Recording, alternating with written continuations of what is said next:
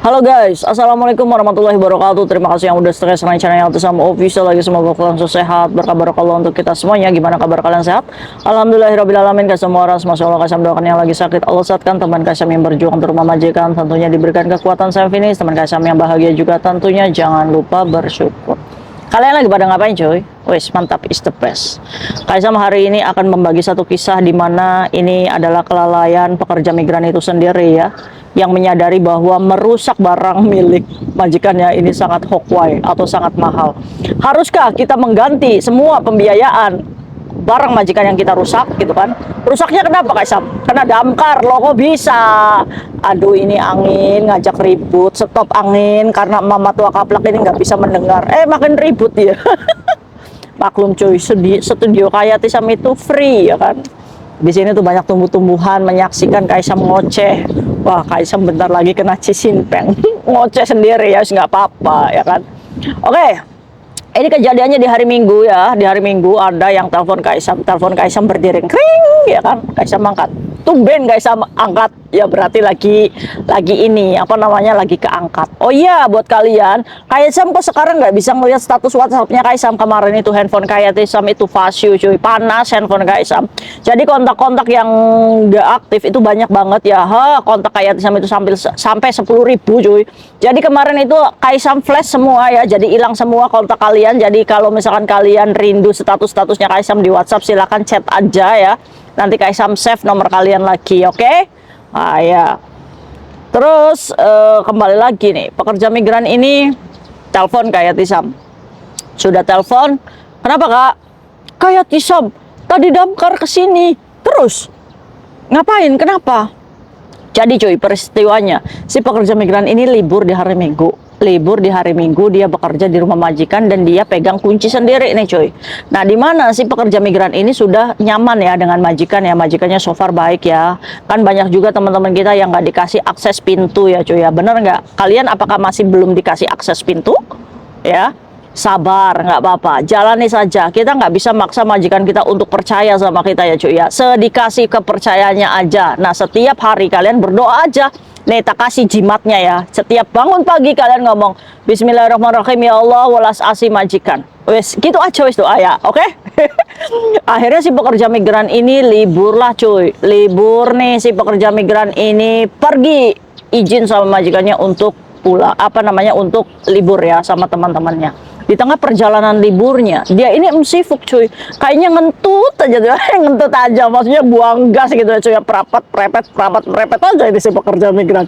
Akhirnya dia ini wukap cuy, atau mules terus cuy. Akhirnya udahlah, saya beli makanan mau pulang ke rumah aja. Kemungkinan sih dia ini nyaman ya di rumah ya, bisa masak, bisa nganget makanan gitu kan. Dan majikannya juga mungkin mengizinkan dia untuk stay di rumahnya sendiri kan. Buat kalian yang majikannya asik gitu kan, udah nggak apa-apa Cece, nggak usah libur juga, kamu boleh kok di sini, nggak apa-apa ya kan. Nah, akhirnya si pekerja migran ini karena sibuk itu kan, akhirnya pas nyampe rumah buka pintu, teng, majikannya nggak ada cuy. Lagi pada keluar nih majikannya. Wah, alhamdulillahirobbilalamin dong ya, dalam keadaan sibuk ini si pekerja migran. Akhirnya setelah dia dari WC, dia ini lapar, udah kekuras semua kayaknya makanannya. Akhirnya ke dapur lah si pekerja migran ini, masaklah goreng. Nah, dia melihat bahwa sampahnya itu udah penuh ya kan. Akhirnya digoreng. Ini si pekerja migran ini sampahnya penuh. Akhirnya apa? Akhirnya dibuanglah cuy ke depan ini cuy. Harusnya kan pintu itu sekali nutup dari luar itu kan ada yang ngekunci sendiri ya cuy ya. Jadi buat kalian hati-hati tuh ya yang sering pelupa, kunci itu selalu ditaruh di apa namanya, kantong ya. Hati-hati tuh kunci, jangan handphone dulu yang dibawa. Kalian lucu, handphone di bawah, kunci nggak dibawa gitu kan. Akhirnya si pekerja migran ini keluarlah untuk membuang sampah cuy. Tujuannya seperti itu. Akhirnya setelah membuang sampah, apa yang terjadi cuy? Pintunya nutup. Padahal buang sampah itu jaraknya tuh nggak jauh cuy. Makanya kenapa kompornya ini masih nyala, karena dia berpikir mau jatuhin sampah terus dia masuk lagi. Pas masuk lagi pintunya nggak tutup deh cuy. Wah, panik dong. Paniknya kenapa? Paniknya kompornya masih nyala. Wah, kebakaran nih, rumah majikan saya kebakaran. Akhirnya si pekerja migran ini nggak pilih pala cuy, langsung dia turun nemuin security. Tolong, Cece, tenang. Kenapa? Why? Apa yang bisa saya bantu? Katanya, rumah saya. Itu katanya, tolong panggilin polisi, damkar, ya kan? Akhirnya si security ini ngerti, oh kamu lagi masak, kamu butuh bantuan. Iya, wah akhirnya panik juga security, teleponlah cuy. Apa namanya si security ini 999 untuk dibantu untuk panggilkan damkar. Saya nggak bisa dobraknya Cece, nanti tunggu. Alhamdulillah ya cuy ya, semua damkar dan polisi ini memang dalam keadaan yang cepat banget ya kan.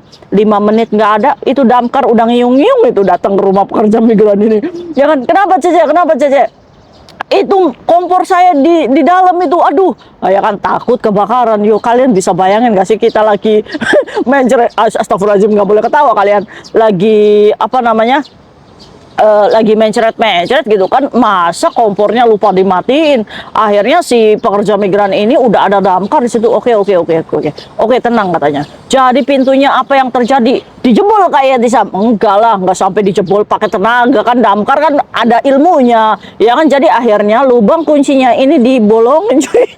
Dan endingnya pintunya rusak ya kan. Akhirnya bisa kebuka dan mati. Ya udah, diselamatkan lah tuh sama Pak Damkar dan polisi ya cuy ya. Lain kali jangan kayak gitu lagi ya. Nah, terus akhirnya pihak damkarnya nih sebelum melakukan pembongkaran pintu ini nih, dia harus ngomong dulu sama majikan karena pemilik rumah, nggak bisa langsung bolongin gitu aja ya kan.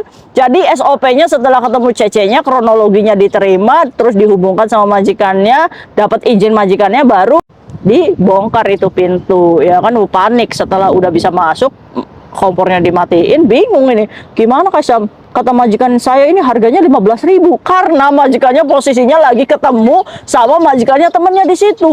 Ya 15.000 Kaisam, masa iya saya harus bayar 15.000? Terus gimana? Coba lihat pintunya kayak apa ya kan.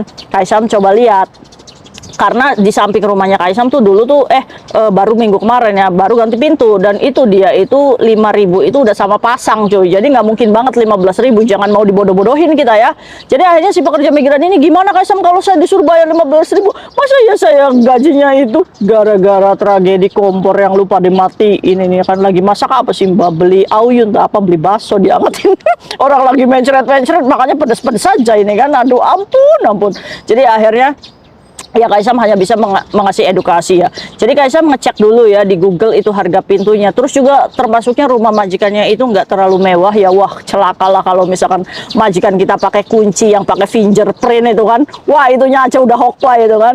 Untungnya pintunya itu ya udah keropos ya kan. Ya ini palingan sekitar 3.000 4.000-an lah sama pasang ya ini pintu ya. Nah terus kayak Kaisam, haruskah kita bayar 4.000? Nah itu pertanyaan si pekerja migran ini. Berapa Kaisam ganti rugi yang harus saya terima? Oke coy, kayaknya nggak ikhlas banget ya. Masa iya sih kita bayarin pintu majikan itu kan diganti yang baru. Nah ini biasanya 50-50 ya cuy ya. Nah berapa sih pekerja migran itu boleh membayar? Ya tidak boleh lebih dari 300 aturan labor ya kan. Tapi kalau misalkan majikannya nuntut, nggak mau lah orang ini pintu mahal, masa iya saya harus bayar segitu? Ya udah berarti setengahan nih sama majikan. Kamunya ikhlas nggak? Kalau kamu merasa ini rusaknya kena kamu, ya sudah diterima saja. Misalkan 4.000 nih harganya, 4.000 ya, berarti 2.000-an ya Cece, kamu 2.000 ya. Nah kita boleh ajukan ke majikan boleh nggak dicicilnya 4 kali $500 kalau misalkan ini keikhlasan kamu sendiri ya.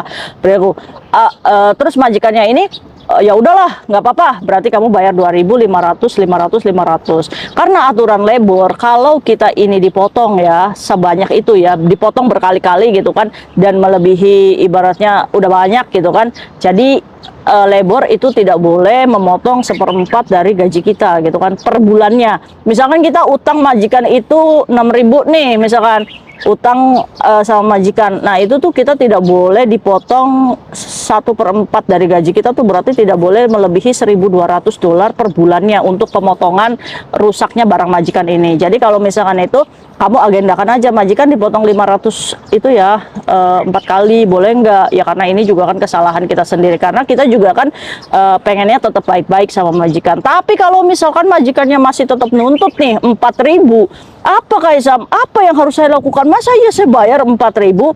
Nah, inilah pentingnya kita punya departemen labor, di mana di situ ada aturan yang harus dibayar oleh pekerja migran itu sendiri. Dengan cara kamu tidak boleh menandatangani apapun perjanjian yang ditulis majikan terlebih dahulu. Kamu tinggal ngomong sama majikan, majikan, oke, saya salah, saya minta maaf, tapi untuk membayar sebanyak itu saya tidak mau, saya tidak bisa, dan saya juga tidak punya uang, ya kan. Nanti kamu boleh mengajukan ke labor terdekat, ya departemen labor, apalagi kalian harus bayar 15.000 gitu kan, 20.000 itu kan tidak masuk akal ya. Yo majikan yo pengennya yo diganti ya sebagus-bagus itu juga, tapi kita juga pekerja migran yang punya aturan gitu kan.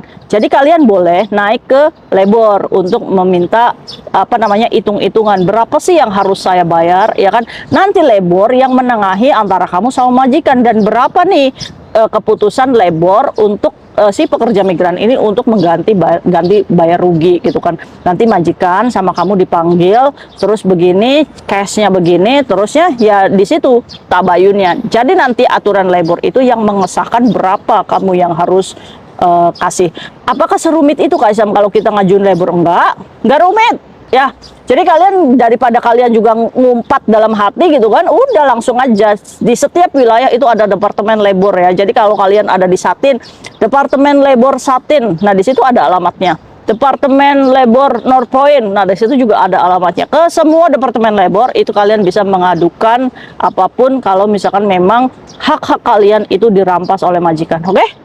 Nah itu mungkin sharing Kaisam, dan ini juga pembelajarannya untuk kita, jangan sampai kita meninggalkan kunci ya, jangan sampai kita merepotkan. Kalau kayak gini bukan kamu aja yang rugi, majikan juga rugi kan, ibaratnya kan mengeluarkan uang tambahan gitu, oke? Mungkin itu sharing Kaisam hari ini, semoga bermanfaat untuk kita semuanya. See you next video, bye. Assalamualaikum warahmatullahi wabarakatuh, bye.